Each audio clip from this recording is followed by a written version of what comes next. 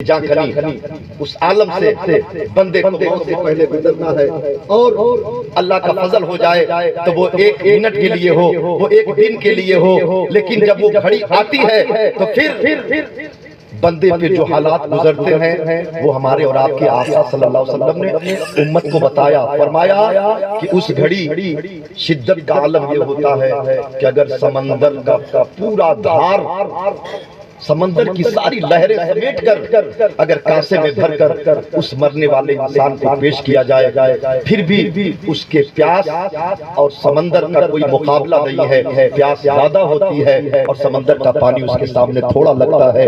عزیزان ملت اسلامیہ، لیکن زمزم کا پانی، یاسین شریف کا پڑا ہوا پانی جب پڑھ کر کے پلایا جاتا ہے تو قرآن کے اس آیت کی برکت سے اور پیغمبر اسماعیل علیہ السلام کے ٹھوکر سے نمایاں ٹھوکر سے ظاہر ہوئے اس چشمے جس کا زمزم نام ہے، اس پانی، ان کے ٹھوکر کی برکت سے جو پانی آتا ہے، اس پانی اور یاسین شریف کی برکت سے جو پانی مرنے والے کو پلایا جاتا ہے، تو جو سمجھ کرتے ہیں یاسین شریف کی تلاوت کی پھونک اس اب شدت سے آسانی دے دیتی ہے۔ سوچ کے دیکھیے، جو موت کی گھڑیوں کو، اس پیاس کو سمندر نہیں بجھا سکتا ہے، وہ پانی زمزم کا دو گھونٹ ٹھنڈا کر دیتا ہے، یاسین شریف کی تلاوت کی برکت ٹھنڈا کر دیتی ہے۔ اگر روزانہ ہم قرآن پڑھنا شروع کر دیں، ہم دن بھر میں 50 بار واٹس ایپ کھولتے ہیں،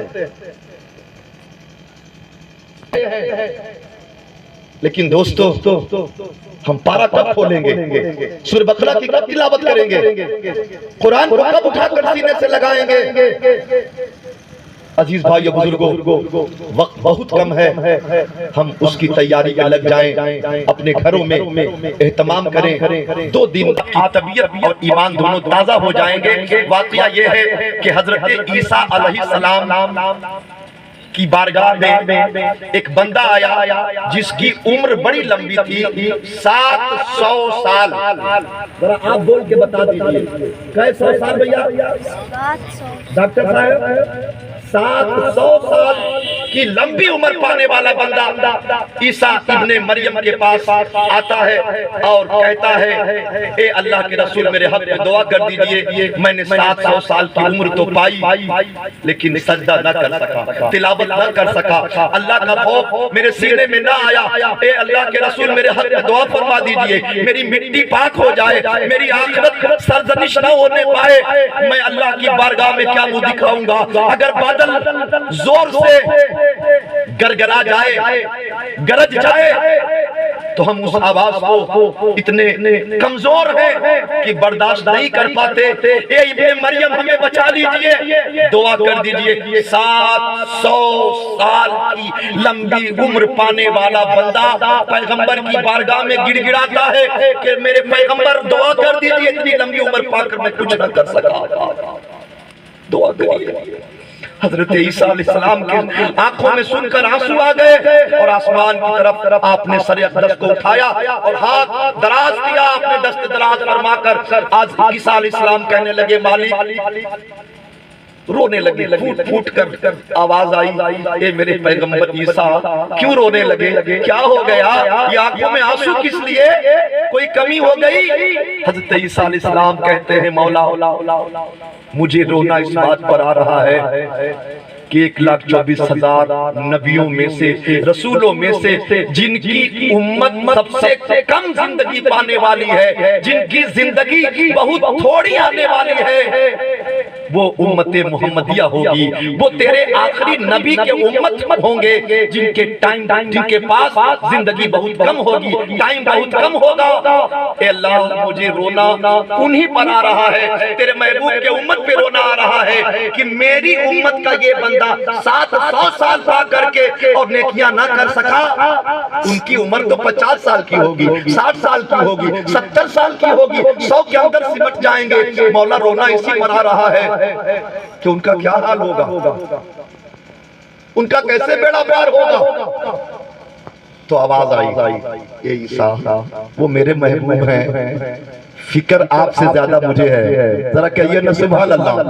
اللہ اپنے محبوب سے اتنا پیار اتنا پیار اتنا پیار فرماتا ہے، ارشاد ہوتا ہے اے عیسیٰ آپ فکر نہ کریں، وہ محبوب میرے ہیں اور محبوب کی ہر شے محبوب ہوتی ہے. تو جتنا مجھے محبوب سے پیار ہے اتنا محبوب کے کلمہ پڑھنے والے امت سے بھی پیار ہے. اے عیسیٰ علیہ السلام میں نے اس امت کے لیے ایک اسپیشل انتظام رکھا ہے، ایک اسپیشل پیکج میں نے رکھا ہے. کہا مالک وہ کیا؟ آواز آئی ان کی لائف میں میں نے ایک رات بنائی ہے امت محمدیہ کے لیے اسپیشل پیکج کہ میں نے ایک رات بنائی ہے جس رات کا نام ہے شب قدر.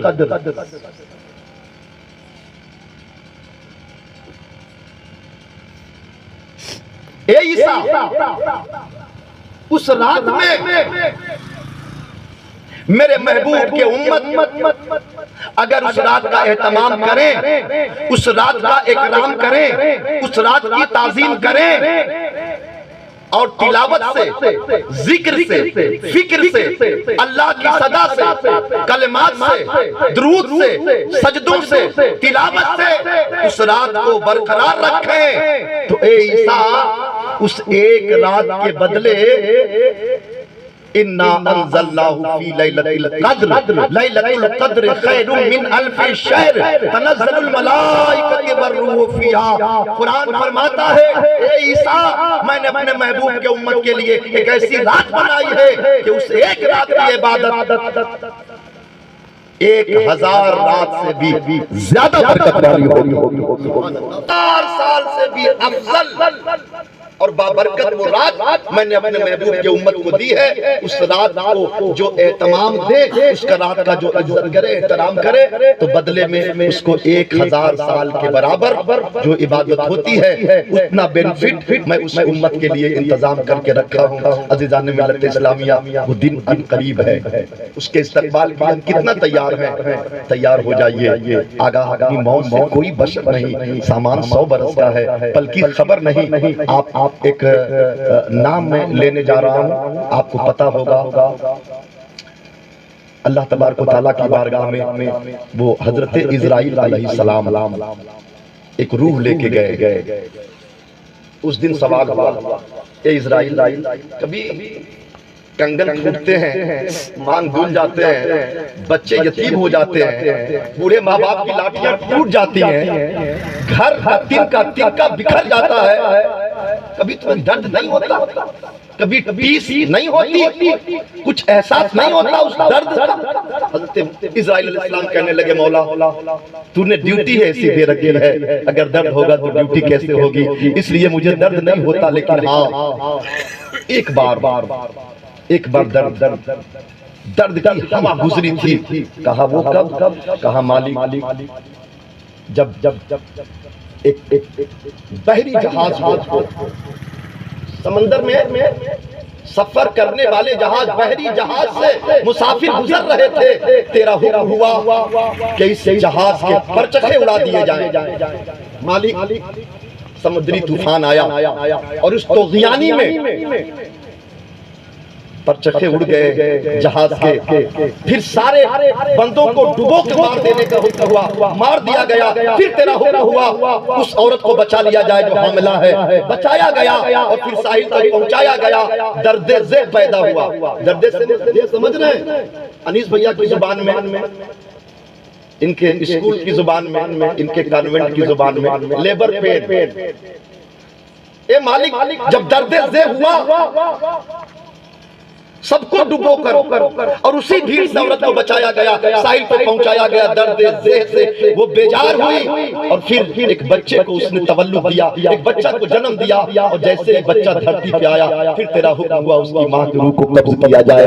اللہ اسی دن احساس ہوا تھا، آواز آئی اے اسرائیل پتہ ہے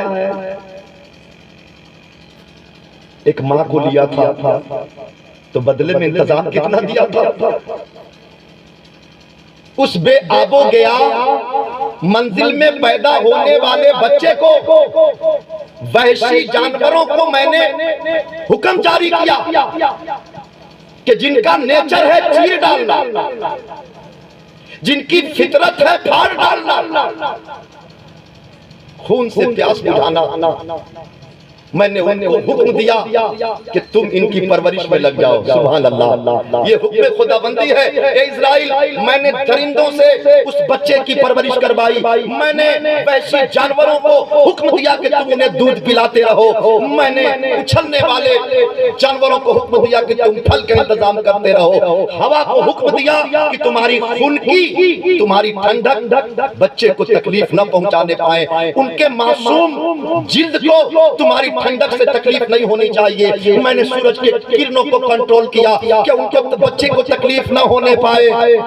پتا ہے جس پیدا ہونے والے کے ایک ماں کو چھینا تھا، دنیا نے طرح طرح کی باتیں کہنے شروع کر دی، اس کے لیے میں نے ہزاروں انتظام کیے، اور پھر اپنی قدرت سے بغیر ماں کے اس کو کھلایا پلایا جلایا پروان چڑھایا، اور میں نے اس کو اتنی عزت دی کہ میں نے ہفتے اقلیم کا بادشاہت بھی اس کو عطا کر دیا۔ اور اس کا نام کیا ہے؟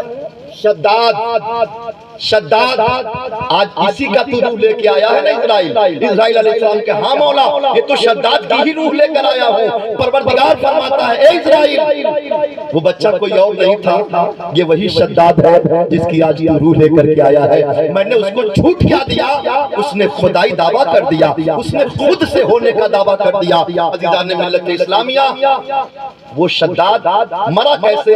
بس اس سچویشن کو سن لیجئے، گفتگو ختم کروں نہ یہ بات ختم ہونے والی ہے نہ اس کو، اور یہ چمن یوں ہی رہے گا، اور ہزاروں بلبلیں اپنی اپنی بولیاں سب بول کر اٹھ جائیں گی۔ جب تک وہ چائے رہا ہے ہم چل رہے ہیں، جب تک وہ بلوا رہا ہے ہم بول رہے ہیں، جب تک وہ کھلا رہا ہے ہم کھا رہے ہیں، ہم اور ہماری ہر سانس اس کی نعمت اور اس کے قرضدار ہیں۔ دوستو، اس قرضے کا ہم کتنا حق ادا کر رہے ہیں۔ شداد نے زمین پر ایک جنت بنوائی، اس زمانے کے اللہ کی کتابوں کے علماء کو جمع کیا، ایک کیبنٹ تیار کروایا، اور جتنے جلیل القدر علماء تھے جو کیڑا تھے اللہ کے دین کی کتابوں کی، آسمانی کتابوں کی، انہیں جمع کروایا، اور پھر ان سے دریافت کر کے ایک نقشہ تیار کروایا، اور پھر جنت بنائی گئی، پوری جنت، بہو جنت۔ اس نے عہد کیا تھا وہیں اسی دن قدم رکھوں گا جس دن کمپلیٹ ہو جائے میری جنت۔ پھر شداد کی جنت تیار کی ہوئی، اہلکاروں نے آ کر بتایا کہ مالک جنت تیار ہے، چلو۔ شداد چلا ہے۔ دوستو آخری بات سنیں، شداد جیسے ہی جنت میں جانے کے لیے بن سور کے تیار ہو کے چلا ہے کہ کیا دیکھا کہ جنگل کے راہ سے جانا تھا، راستے میں ایک ہرن جس کی آنکھیں یاقوت کی، جس کے کھر سونے کے، جس کی سینگ چاندی کی، جس کے بال زمرد کے، اس کو کستوری کی خوشبو اس کے بدن رومے سے پھوٹ رہی ہے۔ شداد کی نظر پڑی، کہا یہ جنگل میں کیا کر رہا ہے، اسے تو میری جنت میں ہونا چاہیے، یہ وہی کا مستحق ہے۔ تعاقب کیا، دیر تک پیچھا کرتے کرتے جیسے ہی جنگل کے دہانے پہ پہنچا، پاور بریک لیتا ہرن، اور پھر ہرن مڑ کے کھڑا ہوتا ہے، آنکھوں میں آنکھیں ڈال کر دیکھتا ہے۔ شداد تھوڑا سا گھبرایا، لیکن پھر بھی مانا نہیں، اس نے تیر ترکش تلوار تیار کیے، اور پھر اپنے تیر نکالے، کمان سنبھالا، نشانہ بھی سادھ لیا۔ جیسے تیر کو چھوڑ رہا ہے، چھوڑنے سے ایک سیکنڈ پہلے حضرت ملک الموت حاضر ہوئے، فرمایا ٹھہر جا، اے شداد تیرا ٹائم ختم ہو گیا۔ اللہ اکبر۔ شداد کو وہیں موت کے گھاٹ اتار دیا گیا، آگاہ اپنی موت سے کوئی بشر نہیں، سامان 100 برس کا ہے، پل کی خبر نہیں۔ ہم اپنے گھروں سے نکلے تو سلام کر کے نکلے، راتوں کو بستر پر جائیں تو پریوار کو سلام کر کے جائیں، سو کے اٹھیں تو مالک کا الحمدللہ شکر ادا کریں، اور پھر ملے تو سلام کریں، السلام علیکم رحمت اللہ وبرکاتہ۔ اور جب کسی کو ودا کریں، جب کسی کو رخصت کریں تو دل سے کہیں فی امان اللہ، ہم نے تجھے اللہ کے حوالے کیا۔ دوستو اللہ کے شکر سپردگی میں دے دے، وہ چاہے تو گھر واپس لے آئے، وہ چاہے تو اپنی بارگاہ میں بلا لے، ہمیں اس میں راضی رہنے کی ضرورت ہے۔ ہماری اماں اس گھر سے چلی گئی، تمام کوششوں کے باوجود ہم انہیں روک نہ سکے، وقت پورا ہو گیا تھا، چلی گئی، لیکن جانے سے پہلے اتنے لال، اتنی اولادیں، اتنا سارا کارخانہ وہ تیار کر کے گئی ہیں، ان کا سلسلہ ختم نہیں ہو رہا ہے۔ میرے آقا فرماتے ہیں مرنے کے بعد سلسلہ ٹوٹ نہیں جاتا ہے، صرف ان کی سانسیں رک جاتی ہیں، جسم مٹی میں مل جاتا ہے، لیکن روح زندہ ہوتی ہے اور ہمیشہ زندہ رہتی ہے، اور وہ روح اپنے گھروں میں آتی ہے، پریوار سے ملتی ہے، اپنے عزیز و اقارب کے پاس جاتی ہے، آواز دیتی ہے پلیز ہیلپ می، میری مدد کرو، میں پریشان ہوں، میں ڈوب رہی ہوں، مجھے سختی ہو رہی ہے، مجھے بچاؤ، میری مدد کرو۔ ان کی مدد کیا ہے؟ کوئی اپلیکیشن نہیں دینا ان کے لیے، ان کی مدد کیا ہے؟ ان کو جائیداد ٹرانسفر نہیں کرنا ہے، ان کی مدد کیا ہے؟ اللہ کے رسول فرماتے ہیں ان کی مدد قرآن کی تلاوت ہے، ان کی مدد غریب غربا کو کھلانا ہے، ان کی مدد تسبیح و تحلیل ہے، نماز آپ پڑھیے، روزہ آپ رکھیے، سجدے آپ کیجئے، قربانی آپ کیجئے، صدقات آپ کیجئے، خیرات آپ کیجئے، عطیات آپ کیجئے، غربا کو کھانا آپ کھلائیے، محتاج کو پانی آپ پلائیے، بھوکے کو کھانا آپ کھلائیے، طلبہ کی مدد آپ کیجئے۔ اللہ کی قسم میرے آقا فرماتے ہیں نیت کر لو، اللہ اس سارے کیے کا ثواب تمہاری ماں کو عطا فرما دے گا۔ اللہ علی کل شیء قدیر، اللہ ہر شے پر قادر ہے۔ پروردگار عالم آج کے اس اہتمام کو اس ماں کے لیے قبول فرمائے، زندگی سلامت رہی تو انشاءاللہ پھر باتیں ہوں گی۔ وآخر دعوانا ان الحمدللہ رب العالمین۔ بابو بھائی نے پوری گھنٹی بجا دی ہے۔